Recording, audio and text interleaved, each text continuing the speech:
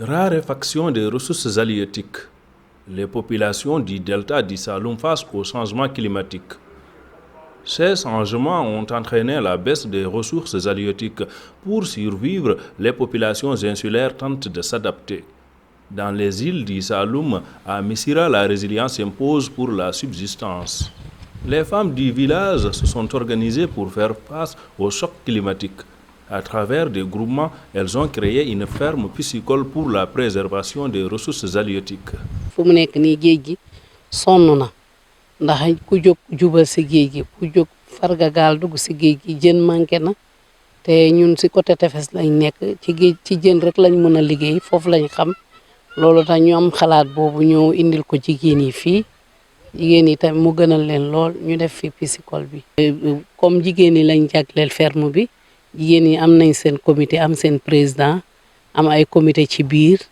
mais ki koy gérer ki nga xam ne mooy nekk ci biir tout le temps mooy Souleymane Sarr ku góor lañ ko dénk mooy nekk foofu di ko surveiller en même temps ñun comme ñu ngi jàkkaarloo piscicole bi zone bi yëpp ñun tamit dañ koy surveiller waale mais moom moo fi nekk guddi ak bëccëg. Souleymane Sarr assure la surveillance de la ferme aquacole.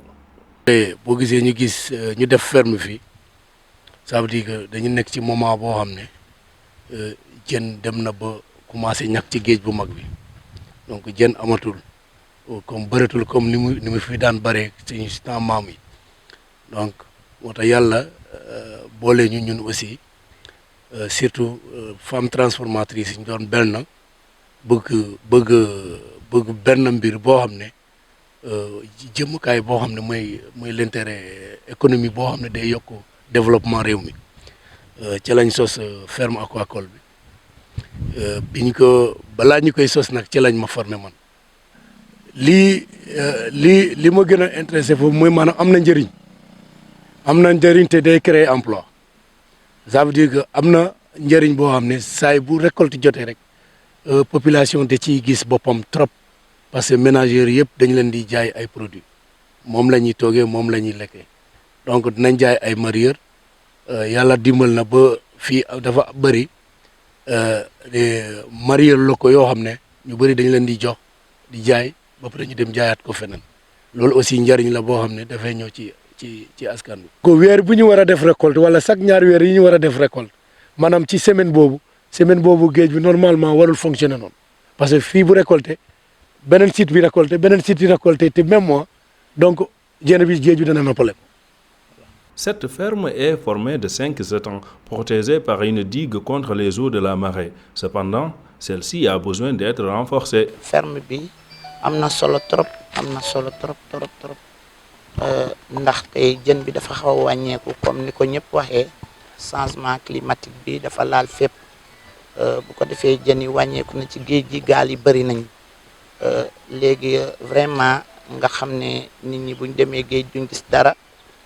ñu toog nag ñu ñëw jàppale ñu ci lii pour vraiment jàppale askan bi ndax lii njëriñam yemul Missirah ñun ñoo ko moom suñ loxo la ne mais njëriñam yemu fi ndax boo xamee ne bi ñuy exposé fii daanaka fii ba Dakar fii ba fu ne suñu zone bi moom dëkk bu ne dana fa dem jëlee ko Dakar wàcc si fu ne dinañ jot ci jën bi ñu koy jox bis yi ñu yóbbu jën yi Dakar dina am ñu def commande fu nekk partout département Foundiougne yëpp dañuy def commande muy ñëw ñuy jaay vraiment kon am na solo boo xam ne amul àpp.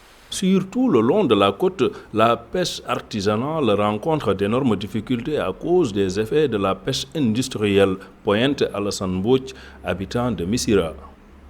Le poisson sur tout le long de la côte de Saint-Louis à Cap Skirring, la pêche artisanale aujourd'hui rencontre des difficultés à cause des effets de la pêche industrielle. La pêche artisanale, doit s'activer ou s'active sur 12 000 mailles. 12 000 mailles, c'est 12 km à partir de la côte. Mais aujourd'hui, on constate qu'il y a une rentrée, une avancée de la pêche industrielle sur la pêche artisanale. Ce qui fait qu'il y a une pression. Et cette pression fait fuir la ressource donc, qui est le poisson. Aujourd'hui, donc, les gens sont en train de réfléchir, ils sont en train de trouver des réponses par rapport à cette raréfaction-là. Missirah en résumé ou en majorité, comptent plus de transformatrices que de pêcheurs. Quand je dis Missira, c'est le triangle Missira, Betenti, Bosinkan, les deux Djinak et le village de Ngadjor qui est là à côté, et Bakadadi également, qui sont dans le CLPA qui est le Conseil local de la pêche artisanale. Donc, tous ces villages-là, ou toutes ces localités-là, ont la pêche comme activité principale. Ils ont d'autres activités, mais la pêche demeure une activité quotidienne parce qu'elle nourrit, elle fait vivre, elle emploie, comme l'a dit tantôt les autres, des personnes qui sont là, des pères de famille, des mères de famille de façon directe et indirecte.